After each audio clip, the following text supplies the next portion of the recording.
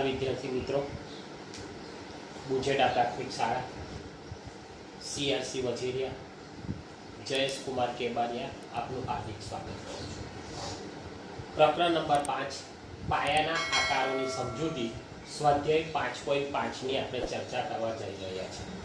એની અંદર પહેલો દાખલો એવો છે, નીચેનામાંથી કઈ પ્રતિકૃતિ લંબ રેખા દર્શાવે છે? બરાબર છે, નીચેનામાંથી કઈ પ્રતિકૃતિ લંબ રેખા દર્શાવે છે એ આપણને પ્રશ્ન પૂછ્યો છે. બરાબર, તો એની અંદર આપણે જોઈએ તો કે પહેલામાં પહેલું આપણને એ ખબર હોવી જોઈએ કે લંબ રેખા એટલે શું. બરાબર છે, લંબ રેખા કોને કહેવાય? તો કે બે રેખાઓ એવી રીતે છેદે, બે રેખાઓ એવી રીતે છેદે કે એમાંથી રચાતો ખૂણો 90 અંશનો હોય તો બંને રેખાઓ ને લંબ રેખાઓ કહે છે. બરાબર છે, સમજો, હું તમને શીખવાડું.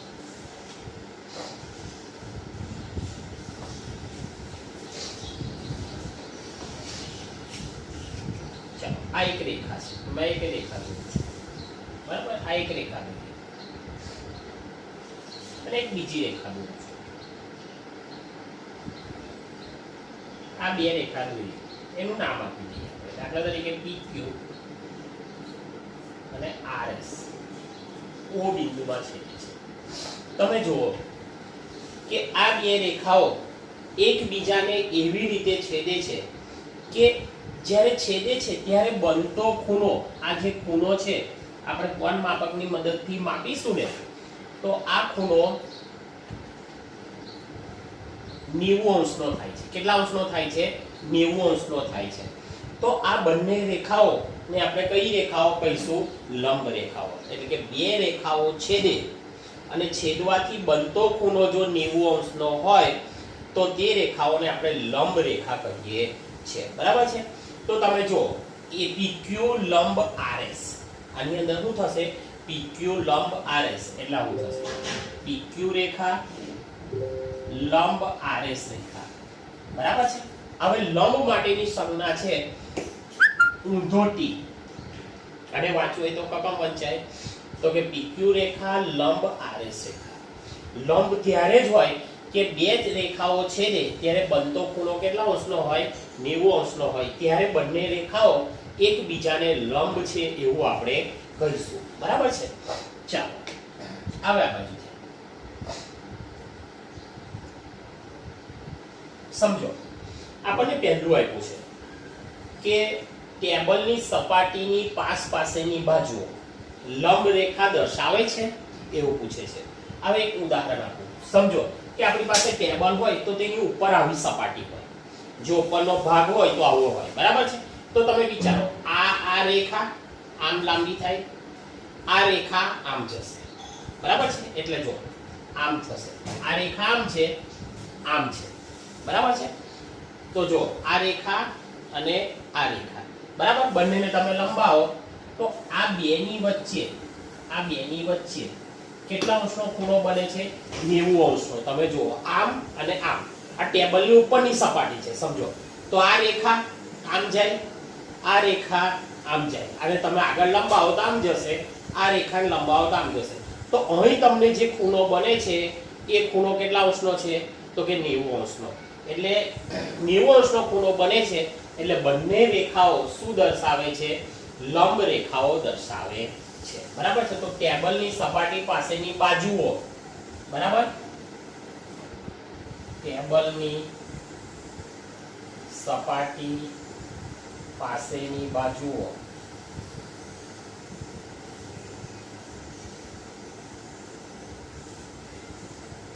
લંબ રેખા દર્શાવે છે.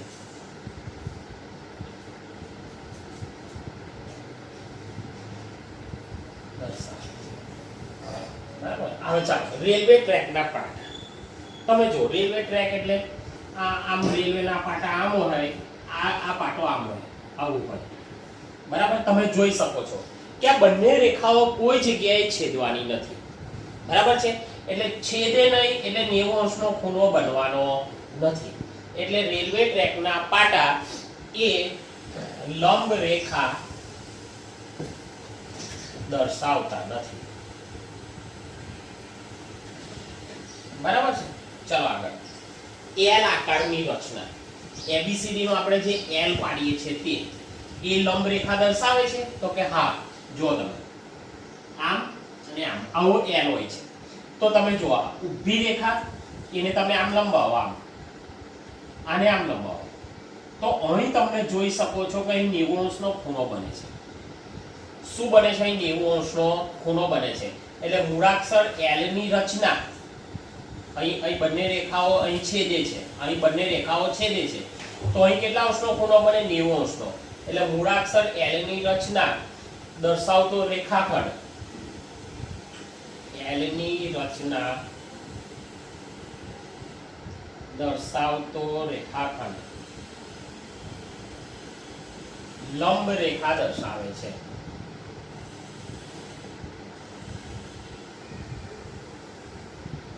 દર્શાવે છે. બરાબર છે. ચાલો વી. હવે તમે જો વી આપણે દોરીએ, આમ દોરીએ આમ, તો તમે જો બંને રેખાઓ છેદે છે ખરી, પણ આ જે ખૂણો છે એ 90 અંશનો બનતો નથી. બરાબર. આ ખૂણો વી પાડો તો 90 અંશનો ખૂણો બનતો નથી. એટલે મૂળાક્ષર વી એ લંબ રેખા દર્શાવતો નથી. મૂળાક્ષર વી એ લંબ રેખા દર્શાવતો નથી. બરાબર છે. ચાલો આગળ. હવે અહીં તમે જુઓ દાખલા નંબર 2 શું કહે છે આપણને. દાખલા નંબર 2 એવું કહે છે PQ અને XY લંબ રેખા છે. હવે એક વસ્તુ વિચારો, PQ અને XY લંબ રેખા છે એનો મતલબ એવો કે લંબ રેખા છે એટલે 90 અંશના ખૂણે છેદશે. બરાબર. PQ અને XY એ બિંદુમાં છેદે છે. કયા બિંદુમાં છેદે છે? એ બિંદુમાં છેદે છે. તો PA y નું માપ કેટલું થાય? હવે જુઓ, હું એક રેખા દોરું છું PQ. આ PQ રેખા દોરી. બરાબર છે. બીજી રેખા મેં XY દોરું, આનું નામ આપી દઉં મેં PQ. આ PQ રેખા. બીજી એક રેખા દોરું છું મેં XY. X અને y કયા બિંદુમાં છેદે છે? તો કે એ બિંદુમાં છેદે છે. કયા બિંદુમાં છેદે છે? એ બિંદુમાં છેદે છે. તો મેં લખું PQ રેખા અને XY રેખા લંબ રેખાઓ છે અને એ બિંદુમાં, કયા બિંદુમાં? એ બિંદુમાં છેદે છે. બરાબર છે. તો PAY નું માપ કેટલું થાય આપણને પૂછ્યું છે. PAY આનું માપ કેટલું થાય આપણને ખબર છે કે કયો આકાર બને છે? એલ આકાર બને છે. અને એલ આકાર એટલે 90 અંશ. એટલે બંને રેખાઓ લંબ રેખાઓ છે એટલે એકબીજાને 90 અંશના ખૂણે જ છેદવાની છે. એ પણ આપણે જાણીએ છીએ. તેથી ખૂણો PAY બરાબર 90 અંશનો થશે. કેટલા અંશનો થશે? 90 અંશનો થશે. બરાબર. PAY નું માપ કેટલું થાય? તો કે 90 અંશ. કેમ 90 અંશ? તો કે બંને રેખાઓ કેવી રેખાઓ છે? લંબ રેખાઓ છે. બરાબર છે. ચાલો આ હતા આપણા દાખલા નંબર 1 અને દાખલા નંબર 2. બરાબર છે. હવે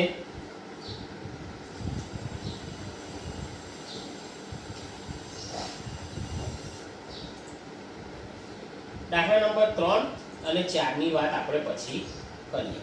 ચાલો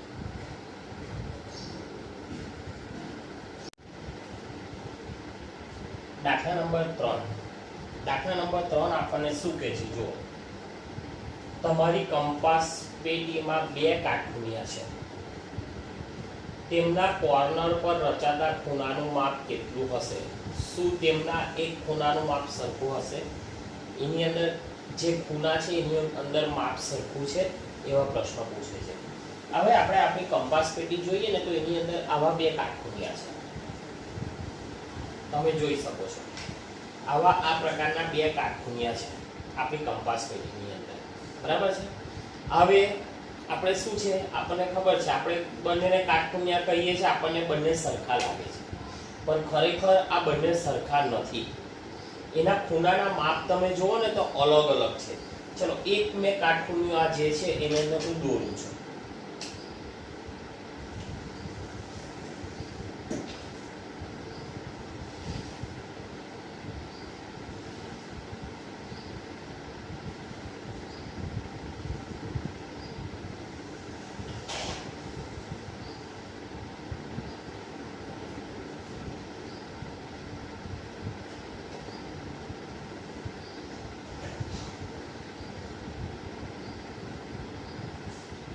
એક નંબર બરાબર.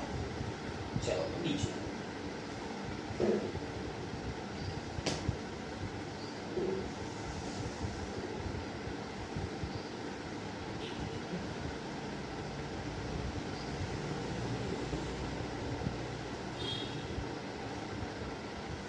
આવા બે કાટખૂણિયા છે આપણી કંપાસ પેટીની અંદર બરાબર છે.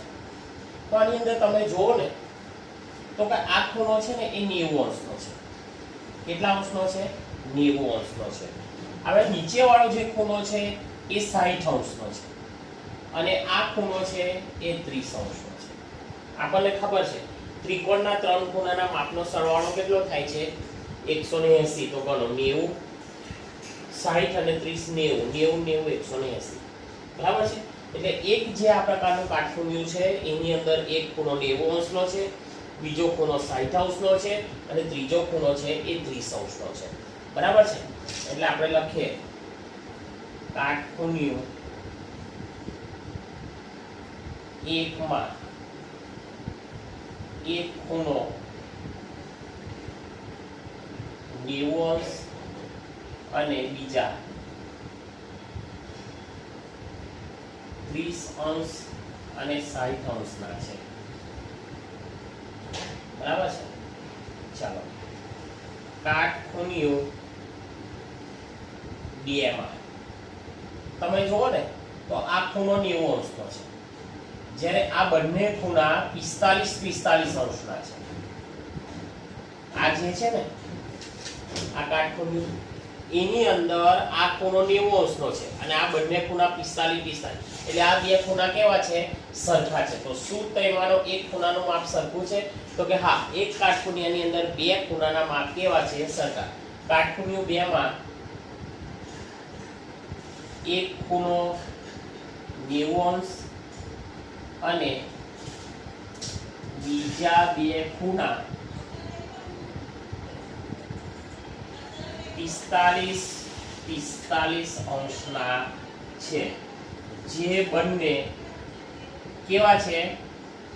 સરખા છે બરાબર છે. એટલે આપણને તો કંપાસ પેટીની અંદર આ બંને સરખા જ લાગે છે, પણ ખરેખર આમ જોઈએ ને તો આપણને ખબર પડે કે આ બંને અલગ અલગ છે. આ 90 અંશ 60 અંશ 30 અંશ આ કાટખૂણિયું. બીજા કાટખૂણિયાની અંદર તો કે એક 90 અંશનો અને બીજા બે ખૂણા 45 અંશનો બરાબર છે. હવે આગળ જો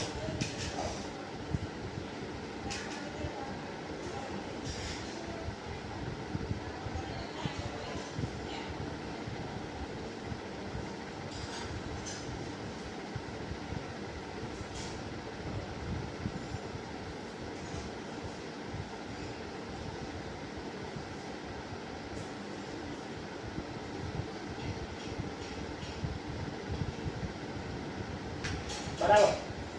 આ છે આપણો દાખલા નંબર 4. દાખલા નંબર 4 શું કહે છે? જો નીચેની આકૃતિનો અવલોકન કરો. રેખા L અને રેખા M ને લંબ છે. સમજો કે આ છે ને આ સીધી તમને દેખાય છે ને એ રેખા L દોરેલી છે અને આ ઊભી છે એ રેખા કઈ છે? રેખા M છે અને M પર એક બિંદુ છે P બરાબર છે. ઊભી એ રેખા M છે, આડી એ રેખા L છે અને રેખા M પર બિંદુ P છે. રેખા L પર કયા કયા બિંદુ છે? તો કે રેખા L પર A B C D E F G અને H બિંદુઓ છે બરાબર છે. હવે જુઓ આપણને પહેલો પ્રશ્ન પૂછ્યો છે એ CE બરાબર EG છે. પહેલો પ્રશ્ન આપણને પૂછ્યો કે CE બરાબર EG છે. આ પ્રશ્ન આપણને પૂછ્યો છે. હવે તમે જુઓ CE કઈ છે તો કે આવી ગયું C અને E. CE હવે CE ક્યારે બને? CE ક્યારે બને તો કે CD વત્તા DE. CD વત્તા DE. ચાલો CD નું માપ કેટલું છે 1 એકમ, DE નું માપ કેટલું છે 1 એકમ.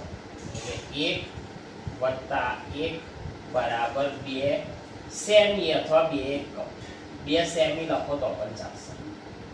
ચાલો હવે EG નું માપ આપણે જોઈએ. EG ચાલો EG ક્યારે બને તો કે EF અને FG. EF વત્તા FG. ચાલો EF તો કે 1 એકમ અને આ 1 એકમ. 1 વત્તા 1 બરાબર કેટલા એકમ? 2 એકમ. હવે તમે જોઈ શકો છો CE અને EG નું માપ બંનેનું માપ કેવું છે? સરખું છે. તેથી CE બરાબર EG. બરાબર. હવે B નંબરનો દાખલો. B નંબરનો દાખલો આપણને શું કહે છે? જો કે શું PE એ CG નું વિભાજન કરે છે? PE કઈ છે તો કે આ PE અને CG તો કે C અને G એનો બે ભાગ કરે છે એવો આપણને પ્રશ્ન પૂછ્યો છે. બરાબર છે. હવે તમે જો પહેલાની અંદર આપણે સાબિત કર્યું છે કે CE બરાબર EG. બરાબર. પહેલા પ્રશ્નમાં આપણે સાબિત કરી દીધું કે CE બરાબર EG. CE અને EG બંને કેવા છે? સરખા છે. હવે CEF જો CE અને F એ એક જ રેખા પર આવેલા બિંદુ છે. આપણે લખીએ CE અને F એ એક જ રેખા પર આવેલા બિંદુ છે. એક જ રેખા પર આવેલા બિંદુ છે. કોણ? તો કે CEF. બરાબર છે. હવે E જુઓ. E શું કરે છે તો કે CG રેખાખંડનું મધ્ય બિંદુ છે. જો C અને G એનું મધ્ય બિંદુ કોણ છે તો કે E. 1 અને 2 આ બે ભાગ. 1 અને 2 બે ભાગ. અને એટલે CG E એ CG રેખાખંડનું શું છે? મધ્ય બિંદુ છે. બરાબર છે. તમે જોઈ શકો છો કે C તો કઈ 2 એકમ, E પછી 2 એકમ, E પછી 2 એકમ તો કે G. બરાબર. તો કે E એ CG નું શું છે? મધ્ય બિંદુ છે. બરાબર છે. તેથી આમ શું છે? PE આમ PE કઈ છે? PE તો કે આવ્યો આ PE રેખાખંડ. આમ PE એ CG નો દ્વિભાજક છે. બરાબર. આમ દ્વિભાજક છે. એ જો C નંબરની અંદર આપણને શું કહે છે? જો PE લંબ દ્વિભાજક બતાવો હોય તેવા રેખાખંડ શોધી કાઢો. હવે PE ને લંબ દ્વિભાજક. હવે લંબ ક્યારે બને તો કે બે રેખા છેદે ત્યારે એમની વચ્ચે બનતો ખૂણો કેટલા અંશનો હોવો જોઈએ? 90 અંશનો. બરાબર છે. તો એવા રેખાખંડ આપણે શું કરવાના છે? લખવાના છે કે કયા કયા રેખાખંડ આવશે જે લંબ દ્વિભાજક છે. તો PE એ DF આ DF રેખાખંડ અને આ PE રેખાખંડ બંનેને આમ ચોકડી પડે છે. 90 અંશનો ખૂણો બને છે. બરાબર છે. DF છે, CG છે, C અને G છે. બરાબર. અને BH અને B અને H.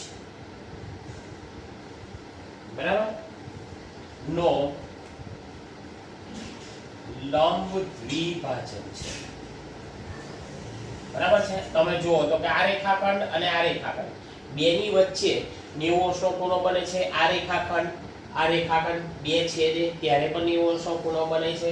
આ રેખાખંડ અને આ રેખાખંડ બંને છેદે ત્યારે પણ 90 અંશનો ખૂણો બને છે. એટલે એકબીજાને કેવા છે? લંબ દ્વિભાજક છે એવું આપણે કહીશું. હવે 4 નંબરમાં શું કહે છે જુઓ, તમે પણ તમારું પાઠ્યપુસ્તક ખુલ્લું રાખો.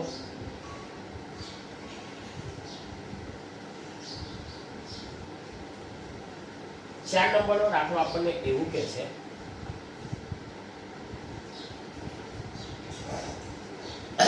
4 એટલે ડી નંબરનો દાખલો.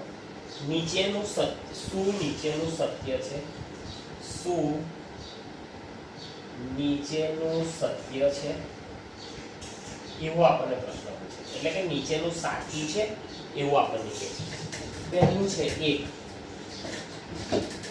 AC less than FG. AC less than FG. હવે તમે જુઓ AC કઈ છે તો કે AC E અને C વચ્ચે કેટલા એકમ છે તો કે જો તમે 1 અને 2 એકમ. કેટલા એકમ છે? 2 એકમ. બરાબર છે. અથવા તમારે AC લખવું હોય તો AC બરાબર AC ક્યારે બને? AB વત્તા BC. AB વત્તા BC બરાબર 1 વત્તા 1 બરાબર 2 એકમ. ચાલો FG કઈ છે? FG કેટલો એક ભાગ છે તો કે ખાલી 1. FG એટલો જ બરાબર 1 એકમ. બરાબર. તો તમે જો AC અને FG કેટલો છે? 1 એકમ છે અને AC કેટલા એકમ છે? 2 એકમ છે. બરાબર છે. તેથી AC greater than FG. એટલે કે AC એ FG કરતા કેવો છે? મોટો છે. બરાબર છે. લેસ ધેન નથી પણ શું છે? ગ્રેટર ધેન છે. એટલે આ કેવું છે? સાચું છે. 2 નંબરની અંદર આપણને શું કહે છે જો CD બરાબર GH. CD બરાબર GH સત્ય છે સાચું છે એવું પૂછે છે. બરાબર. CD બરાબર GH બંને સરખા છે એવું પૂછે છે. CD કઈ છે? આઈ. CD બરાબર CD 1 એકમ. CD બરાબર 1 એકમ. ચાલો GH કઈ છે? એ બરાબર પણ 1 એકમ છે. બે વચ્ચેનું માપ તો કે 1 જ એકમ છે. તેથી CD equal to GH એ કેવું છે? સત્ય છે સાચું છે. ચાલો ત્રીજું BC less than EH. આ સાચું છે એવું પૂછે છે. BC જોજો B અને C કેટલા એકમ છે? BC બરાબર 1 એકમ માપ છે. બેની વચ્ચે કેટલો માપ છે? જો આટલું જ ખાલી 1 જ એકમ આટલું જ. EH કઈ છે? EH તો તમે જો EH ક્યારે બને? E અને H ક્યારે બને તો કે EH બરાબર EF વત્તા FG વત્તા GH આટલું ભેગું થાય તો EH બને. તો 1 વત્તા 1 વત્તા 1 બરાબર 3 એકમ. એનો મતલબ એવો થયો EH કેવો છે? મોટો છે. તેથી BC less than EH એટલે કે BC એ EH કરતા કેવો છે? નાનો છે. એટલે આપણને કેવું છે? સત્ય છે. બરાબર છે. આ રીતે આપણું પ્રકરણ 5.5 અહીં પૂરું થાય છે. હવે આપણે નેક્સ્ટ વિડિયોની અંદર 5.6 સ્વાધ્યાય સાથે પાછા ફરી આપણે ભેગા થઈશું. ચાલો ઓકે બાય.